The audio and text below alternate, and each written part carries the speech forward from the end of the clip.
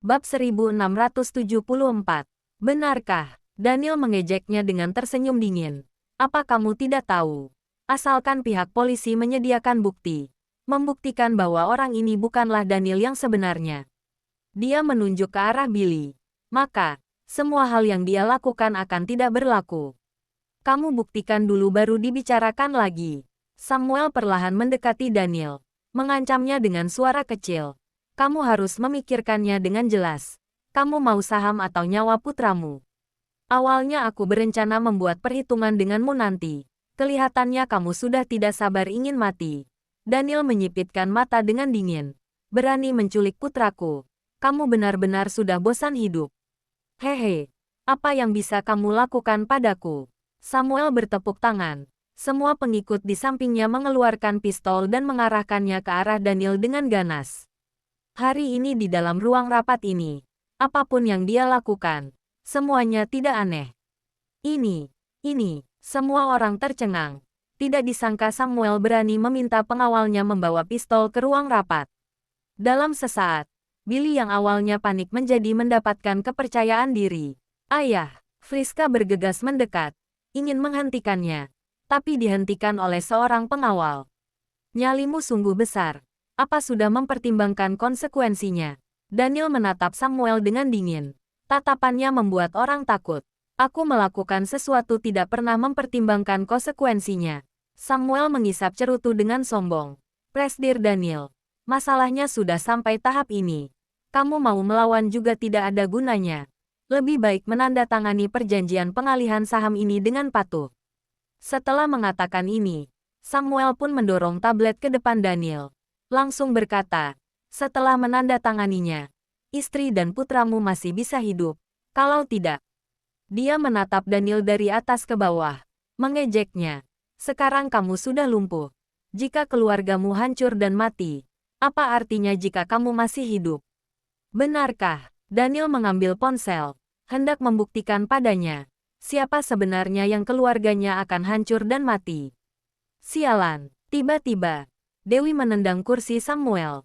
Samuel terjatuh ke belakang dan terjungkir balik, tumbang di lantai dengan malu. Ah, Billy dan Friska tercengang. Yang lainnya juga tercengang. Masih belum bereaksi kembali. Dewi sudah bergegas ke sana untuk mencengkeram leher Samuel, menggertakkan gigi dan berkata dengan marah. Aku paling benci orang yang melukai anak-anak. Waktu itu melukai Tini. Aku masih belum membuat perhitungan denganmu. Kamu masih berani mengancam orang dengan anak-anak. Hentikan. Para pengawal dari keluarga Amberson semuanya mengarahkan pistol pada Dewi. Dewi sama sekali tidak takut. Gerakan tangannya malah semakin kuat. Para pengawal itu bersiap-siap mau menembak. Daniel buru-buru berseru. Masuklah. Tiba-tiba, Naomi membawa sejumlah polisi bergegas masuk. Semua polisi mengarahkan pistol pada orang-orang Amberson. Para pengawal Amberson tidak berani bergerak lagi. Para direktur melihat polisi datang. Tiba-tiba menyadarinya. Ternyata Daniel sudah mempersiapkan semuanya sejak awal dan telah mengatur semuanya. Billy duduk lemas di kursi. Dia tahu. Ini sudah gawat. Katakan. Di mana anak-anak? Dewi bertanya dengan galak. Krek, leher Samuel sudah hampir dicekik sampai patah dan tidak bisa bernapas. Kamu lepaskan tanganmu dulu. Daniel bergeser ke sana dengan kursi roda. Menarik Dewi dengan cemas. Kamu mencekiknya sudah hampir mati. Binatang ini pantas mati. Dewi memarahinya sambil melepaskan tangannya. Masih beberapa kali menendang kepala Samuel. Kamu, mana pernah Samuel dipermalukan seperti ini? Dia marah sampai wajahnya pucat. Sekujur tubuhnya gemetar. Daniel, kelihatannya kamu tidak menginginkan nyawa istri dan anakmu lagi. Kamu berani mengancam. Dewi sekali lagi melompat ke arahnya dan ingin memukulnya. Daniel buru-buru menariknya. Tenang. Bab 1675. Bagaimana aku bisa tenang? Dewi masih ingin membuka mulut untuk memarahinya. Tiba-tiba melihat Billy kabur dari pintu belakang. Dia buru-buru mengejarnya keluar. Bajingan, mau kabur kemana? Setelah Dewi pergi, akhirnya ruang rapat menjadi sunyi. Polisi segera menangkap pengawal Amberson dan menangkap Samuel. Kenapa kalian menangkapku? Samuel masih tidak mau menyerah. Berteriak dengan kencang. Kejahatan apa yang telah aku lakukan? Kamu dicurigai menculik Carlos dan Charles, menyewa pembunuh bayaran untuk membunuh orang, menggunakan cara ilegal untuk mendapatkan aset grup Wallens, masih belum termasuk melakukan kejahatan. Seorang polisi berkata dengan marah. Kalian mengatakan bahwa ini dicurigai. Apakah kalian ada bukti? Jika tidak ada bukti, paling-paling aku hanya harus bekerja sama dalam penyelidikan. Mengapa menangkapku? Samuel menggosok-gosok lehernya, berkata dengan tersenyum dingin. Jangan mengira aku tidak mengerti tentang hukum. Aku sangat menguasai hukum di negara ini. Bawahanmu membawa pistol ilegal. Bukankah itu melakukan kejahatan? Polisi itu bertanya dengan marah. Itu adalah urusan mereka sendiri. Apa hubungannya denganku? Samuel masih berdalih. Kamu, apakah kalian punya bukti? Jika tidak punya bukti, berbicaralah padaku dengan sopan. Samuel sangat sombong. Tim pengacaraku ada di sini semua. Jika kalian bertindak padaku, mereka bisa menggugat kalian. Mau buktikan? Daniel langsung menyalakan komputer, menyambungkannya ke proyektor, kemudian memutar beberapa video. Itu adalah video Samuel sedang mengatur bawahannya untuk menculik dua anak dan menyewa pembunuh bayaran. Samuel tercengang dalam sekejap, tidak berani mempercayainya. Mengapa bisa begini? Mengapa bisa ada video-video ini? Detik berikutnya, dia menoleh dan menatap Friska. Dia sangat jelas. Semua ini direkam di ruang kerja rumahnya. Jika bukan keluarga sendiri, mereka sama sekali tidak ada kesempatan untuk bisa mendapatkan bukti-bukti ini. Maaf, Ayah. Friska tidak menyangkalnya, tetapi berkata dengan percaya diri. Ayah pernah mengajariku untuk menjadi orang yang jujur ketika aku masih kecil. Kamu, Samuel menjadi gila karena marah, seperti seekor anjing liar yang bergegas ke sana untuk mencekiknya. Kamu orang rendahan yang membantu orang luar. Aku akan membunuhmu. Akan membunuhmu. Friska menatap ayahnya dengan dingin, memikirkan luka-luka yang telah ayahnya lakukan terhadap dirinya. Tidak menyesali sama sekali. Sebaliknya merasa sangat senang. Tersenyum dengan dingin, menengadahkan kepala dan berkata, Pak Polisi, aku masih memiliki bukti Samuel dan Billy bersekongkol untuk merebut aset grup Wallens. Sangat detail dan jelas. Bagus, silahkan ikut kami ke kantor polisi untuk bekerja sama dalam penyelidikan. Polisi meminta orang untuk membawa Friska pergi. Baik, Friska meresponsnya. Sama sekali tidak menghiraukan Samuel yang menggila. Langsung ikut polisi pergi. Namun saat melewati Daniel, matanya memerah. Ingin mengatakan sesuatu, tetapi tetap tidak membuka mulut. Terima kasih. Daniel mengucapkan dua kata itu. Friska meneteskan air mata. Tidak mengatakan apa-apa. Pergi dengan menundukkan kepala. Daniel, kamu jangan mengira kamu sudah menang. Samuel tidak rela dirinya kalah begitu saja. Dia masih berteriak dengan marah. Putra dan istrimu masih di tanganku. Putranya sudah diselamatkan. Pada saat ini, tiba-tiba terdengar suara dingin dan sombong. Istrinya ada di sini. Daniel terkejut, menoleh dan melihat orang mendorong pintu masuk. Jantungnya sepertinya akan meledak. Wajah Tracy berlumuran darah, menodai kemejanya yang berwarna putih. Rambutnya sudah mengeras karena terkena darah segar. Luka pisau di bahunya mengejutkan orang, tetapi dia tetap penuh semangat. Sepasang mata cerah menatap Samuel dengan marah, berkata dengan marah, kejahatan tidak bisa mengalahkan kebenaran. Samuel, kamu sudah kalah. Samuel tumbang ke lantai dengan putus asa. Benar, dia telah kalah. Benar-benar kalah. Bawa pergi. Polisi dengan cepat membawa pergi Samuel dan pengawalnya, serta menangani masalah selanjutnya. Tracy menatap Daniel melalui kerumunan orang, tidak bisa menahan diri untuk mengalirkan air mata. Bab 1676. Pada saat ini, perasaannya sangat rumit dan sulit untuk diungkapkan. Setelah mengalami bencana dan masih bisa hidup untuk melihat orang yang dia cintai, itu mungkin merupakan keberuntungan terbesar dalam hidupnya. Tracy. Daniel membuka mulut dan memanggil namanya. Suaranya gemetar. Dia mengulurkan tangannya yang kaku dengan sekuat tenaga dan membuka lengannya. Tracy menangis dan ingin bergegas ke pelukannya. Tetapi begitu melangkahkan kakinya, tubuhnya tumbang karena lemas. Tracy, Nona Tracy, Lily buru-buru menangani luka Tracy, kemudian mengantarnya ke rumah sakit. Daniel terus menggenggam tangan Tracy dengan erat, tidak mau melepaskannya. Melihat sekujur tubuh Tracy berlumuran darah, dia sungguh sangat tidak tega, juga sangat menyesal. Menyesal karena tidak pulang lebih awal. Menyesal tidak lebih awal mengatur semua ini dan melindungi Tracy. Membuat dia menanggung tekanan yang begitu besar dan menghadapi begitu banyak penderitaan. Dia bersumpah pada dirinya sendiri. Apapun yang terjadi, dia tidak bisa melepaskan tangannya lagi. Mereka harus bersama selamanya.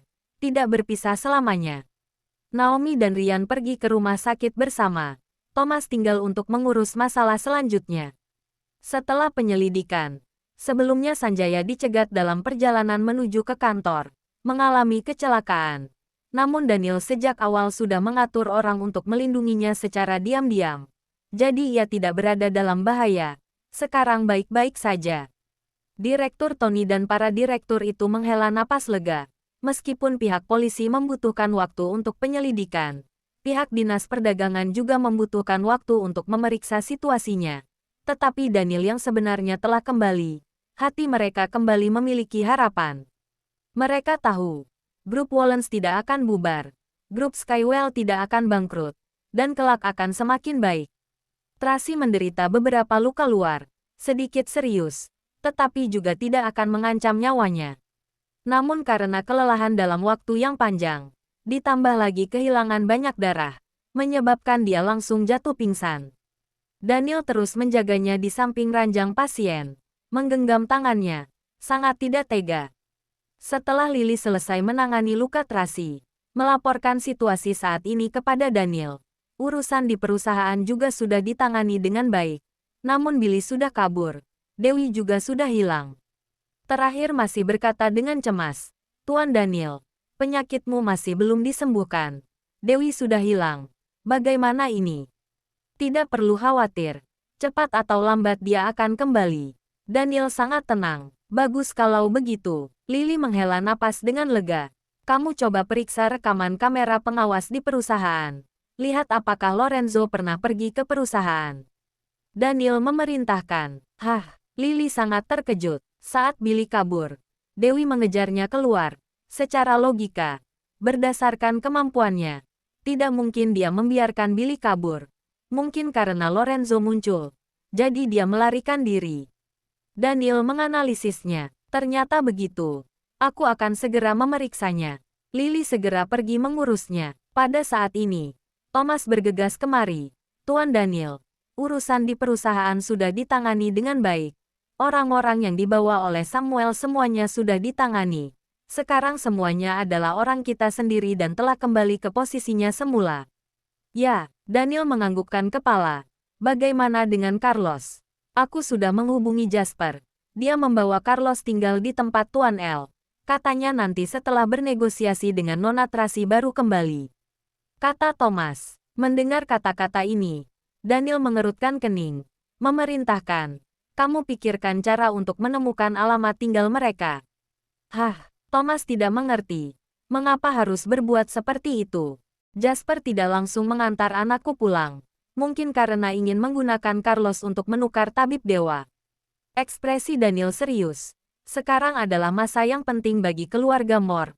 Tapi dia malah secara khusus datang ke kota Bunaken. Itu sangat jelas. Dia sangat memandang penting tabib dewa. Kali ini harus membawanya pulang.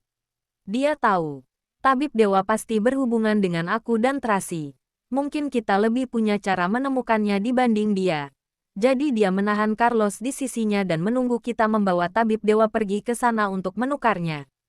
Bab 1677. Kenapa bisa begitu? Thomas sangat terkejut. Dia adalah paman kandung Carlos. Masih memanfaatkan anak untuk menukarnya. Dia tidak akan menyakiti Carlos. Daniel sangat yakin dalam hal ini. Dia hanya menginginkan tabib dewa pulang. Kalau begitu, apa yang harus kita lakukan? Thomas sangat bingung menangani masalah ini. Tuan L baru menyelamatkanku dan Nona Tracy hari ini. Tentu saja tidak boleh berkonflik secara langsung. Melalui begitu banyak masalah, Daniel sudah menjadi lebih dewasa. Mulai melihat hubungan antara keluarga Moore dan keluarga Wallens secara objektif.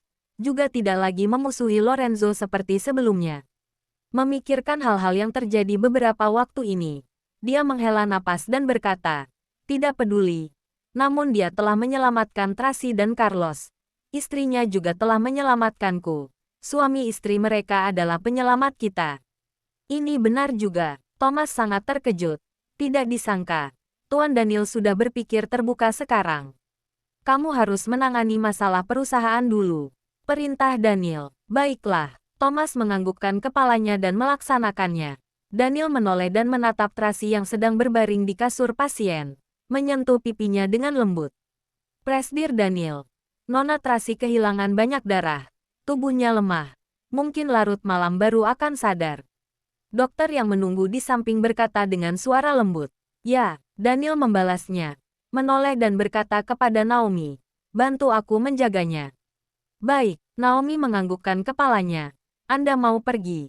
Aku harus pergi ke kantor. Daniel melirik jam tangannya. Aku akan kemari nanti malam. Baik, Anda tenang saja. Naomi mengantar Daniel keluar. Ryan terus menunggu di luar. Melihat Daniel, dia sangat bersemangat. Tuan Daniel. Majikan dan bawahan sama-sama duduk di kursi roda. Mereka telah mengalami bencana dan masih hidup. Merasa sangat emosional di hati satu sama lain. Yang penting masih hidup. Daniel menatap Ryan sambil tersenyum. Menepuk-nepuk bahunya dan berkata, cepat sembuh, masih banyak hal yang harus kamu lakukan. Baik, Ryan menganggukkan kepala. Tuan Daniel, di koridor.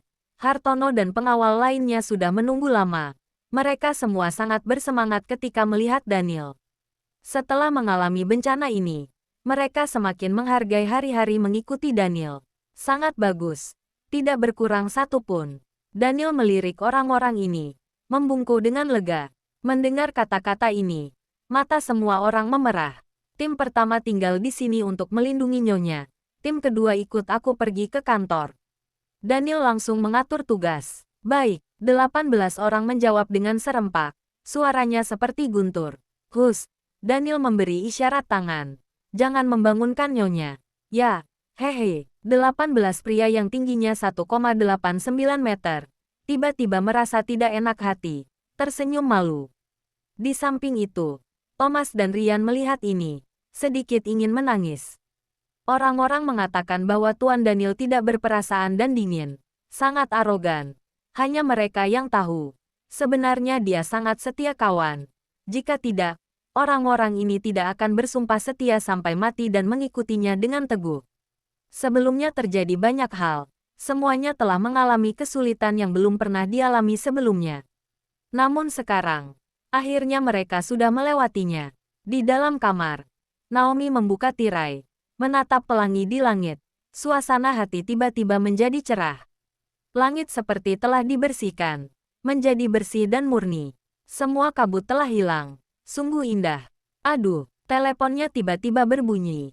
Naomi takut membangunkan Tracy. Buru-buru mematikan suaranya. Dan mengangkat telepon. Halo, Paula. Naomi. Di mana Nona Tracy? Paula buru-buru bertanya. Nona Tracy masih tidur. Ada apa? Naomi melirik Tracy di ranjang pasien. Tuan mengutus orang untuk menjemput Tini, Winnie, dan Bitty. Mobilnya sudah sampai di halaman. Setelah aku pikir-pikir, lebih baik tanyakan pada Nona Tracy dulu. Ini, Paula. Apa kamu bisa melanggar perintah Tuan? Ketika Paula hendak berbicara, terdengar suara Jasper di ujung telepon sana. Bab 1678. Kak Jasper. Aku tidak bermaksud seperti itu. Paula buru-buru menjelaskan. Saya hanya tidak dapat melaporkannya pada Nona Tracy. Nona Tracy terluka. Biarkan dia istirahat. Ujar Jasper mendominasi. Tuan masih menungguku membawa anak-anak kembali. Ya, Paula tidak berani membantah. Dia segera mematikan telepon dan membawa Jasper menemui Tini, Winnie, dan Bitty. Di rumah sakit, Naomi mengucapkan kata, halo, 2 kali ke ponsel. Saat dia ingin menelepon kembali, dia teringat Jasper yang sudah tiba Villa Sisi Utara. Paula juga tidak berani membantah perintah Tuan. Akhirnya, dia menelepon Daniel dan menceritakan kabar ini padanya. Seharusnya Lorenzo ingin menggunakan anak-anak untuk memancing Dewi kembali. Ujar Daniel tenang. Mereka adalah anaknya. Jika dia ingin menjemputnya, aku juga tidak berhak melarangnya. Ya, tapi, tadi Naomi mendengar pembicaraan Daniel dan Thomas. Dia tahu Lorenzo melakukan ini karena ingin Dewi kembali. Tetapi jika Dewi kembali begitu cepat, maka penyakit Daniel tidak akan bisa diobati. Jika Tracy tahu, dia tidak akan bisa tenang. Kamu adalah anggota keluarga Moore. Jangan terlalu banyak berpikir. Daniel langsung mematikan panggilan setelah mengatakan ini. Naomi memegang ponsel dengan perasaan yang rumit. Dia tahu maksud Daniel. Kalimat ini untuk mengingatkannya, agar dia tidak melanggar misinya dan selalu mengingat statusnya. Jika tidak, mungkin dia akan dikatakan sebagai penjahat. Naomi tentu saja tidak berani mengalahkan Lorenzo, tetapi dia juga tidak ingin Tracy bersedih. Di saat yang sama, dia juga berharap Ryan masih bisa mendapatkan pengobatan. Namun, perkataan Daniel ini sangat jelas. Jika terlalu ikut campur dalam hal ini, takutnya akan mendatangkan bahaya pada dirinya sendiri. Saat memikirkan hal ini, Naomi menghela napas panjang. Tiba-tiba masuk panggilan dari Paula yang berkata dengan panik, "Kak Jasper sudah menjemput Tini, Winnie dan Bitty. Aku bertanya kapan Carlos akan kembali. Dia bilang akan langsung bernegosiasi dengan Nona Tracy setelah Nona Tracy sadar. Sekarang harus bagaimana? Jika Tuan ingin membawa Tini, Winnie dan Bitty, kita juga tidak berdaya," ujar Naomi. "Nona Tracy masih belum sadar. Tunggulah setelah dia sadar. Kamu jaga Carla dan Charles dengan baik." "Baiklah." Paula menghela nafas. "Bagaimana dengan kondisi grup Wollens? Hartono tidak membalas pesanku seharian ini. Aku sangat mengkhawatirkannya. Samuel sudah dibawa pergi oleh polisi, sedangkan Billy melarikan diri. Ryan masih sedang mengurus urusan perusahaan yang belum selesai. Semuanya masih terkendali." "Baguslah kalau begitu." Paula menghela napas lega. "Apa Tuan Daniel sudah kembali?" "Sudah, bagus." Saat Paula masih berbicara dengan Naomi, tiba-tiba ada bayangan yang masuk dari jendela. Paula menoleh dengan waspada. Tetapi sebelum dia sempat berbicara, sudah ada pisau yang bisa dikenali. Dia terkesiap, dan menoleh melihat sosok mungil yang lebih pendek darinya sambil berkata, "Tap." Dewi memberikan isyarat agar dia tidak sembarangan bicara. "Naomi, aku tutup dulu teleponnya. Aku mau pergi melihat Carla dan Charles." "Oke." Setelah menutup telepon, Paula mendongak dengan hati-hati, lalu berkata dengan hormat, "Nyonya, berbelas kasihanlah." Meski dia selalu berada di sisi Tracy, dia juga tahu bahwa Tuan sangat mencintai Nona Dewi ini. Jadi, dia tidak bisa menyinggung calon nyonya ini. "Omong kosong apa yang kamu katakan?" Dewi mengernyitkan alisnya dengan tidak senang. "Siapa nyonyamu? Anda adalah pasangan Tuan. Kami harus menghormati Anda," ujar Paula mencari alasan. "Nyonya katakan saja. Apa yang nyonya butuhkan? Tidak perlu sampai menggunakan senjata seperti ini, hehe." "Mana anakku?" tanya Dewi sambil mengernyitkan alis. "Tadi aku sudah mencari kemana-mana, tapi tidak menemukan mereka sama sekali. Mereka pergi kemana?" "Sekitar belasan menit yang lalu, mereka dibawa pergi oleh Kak Jasper," jawab Paula hati-hati. "Anda tahu siapa Kak Jasper kan? Dia tangan kanan Tuan. Jangan lupa like, komen, and subscribe ya. Terima kasih. Tunggu terus kelanjutannya."